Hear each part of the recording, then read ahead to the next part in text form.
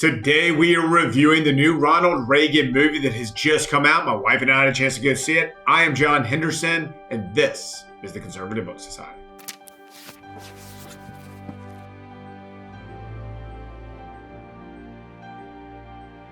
All right, few men are as respected as President Ronald Reagan. Nearly everyone respects him. Most people love him. Some would still walk on glass to defend his name. There are some people who don't like him, but I mean, it's very far and few between. His life seemed effortless, like he was made to usher the world through the 1980s. Reagan, the movie, gives context to all of this. To give viewers a glimpse into his life and how he came to be. I've read many Ronald Reagan books over the years. I've watched many series. I've watched some documentaries on him. I saw the Reagan movie was coming out, and so I decided my wife and I had to go see this. And just as an anecdote, we have not actually ever been to a movie together in our married life. We did when we were dating a little bit, but it's been 11 years since either one of us has set foot in a movie theater. And I got to say, it's all basically the same. But anyway, aside from that, we decided that we had to go see Dennis Quaid play the Gipper and to see what this was all about and see if he could do him justice. So here are some takeaways. I have 4 big takeaways from the movie that I think that everybody should know about to encourage people to go see it. I actually thought that it was a great movie. The first is that Reagan's story is a quintessential American story. His life is good from start to finish. He's from humble roots, and then the movie traces his presidency, and then through the end, his dignified handling of Alzheimer's and his awareness for that disease. The director of the movie wisely lets Reagan shine.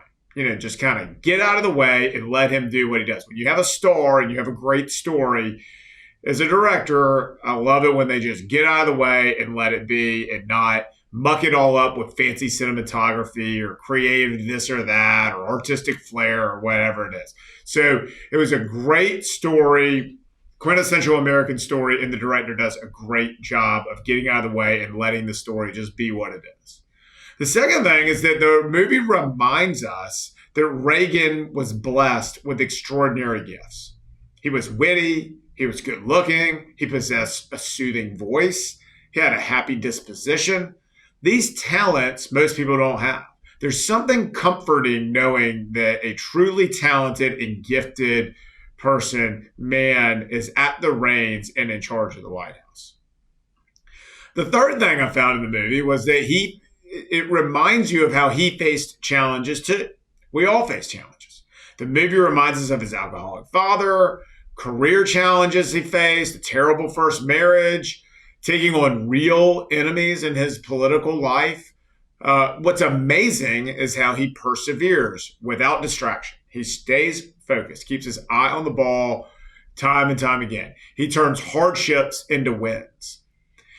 When his career's on the ropes, he pivots to politics. When he's diagnosed with Alzheimer's, he brings awareness to the disease and shows us all how to handle it with dignity.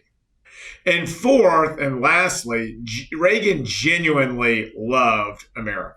This is true of our most consequential presidents. Of course, the founders, Washington, Adams, Jefferson, Madison, that generation, they all loved America because they helped create it. They made it. They made the Constitution. They participated in the Declaration of Independence. Most of them participated in the Constitutional Convention and all the rest of it, okay?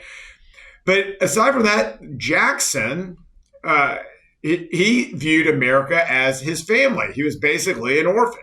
America was his family. John Meacham makes this point in one of his books. Lincoln loved the country so much that he bore the burden of committing 700,000 men to die in the Civil War to help the country live. Both Roosevelts loved the country to their core as well. The point is that presidents who have loved America the most somehow managed to outlive themselves. So it's a pretty simple equation. Love America, that's how you build a legacy. Reagan loved America, which is why people 20 years after his death are showing up to a movie about his life. The theater was packed. Half the people there were crying throughout the movie. Everyone clapped when it was over, and no one left until the credits were done. We love the movie. We thought it was a great movie. I highly recommend that you go see it for a truly inspiring and it's I will say that it is kind of cheesy. And if you know a lot about Reagan already, it just sort of encapsulates all of those highlights. But it would also be a wonderful movie to take not young kids to, but probably 10 on up would be great to help educate the next generation about Ronald Reagan and why people still revere his name so much. I highly recommend that you go take a look at the movie or watch the movie or wait for it to come out at home. But it is an awesome experience, like Rocky Four or Top Gun or anything like that. These sort of quintessential fun love movies. It's excellent for most people. I'm John Henderson. Thanks for watching.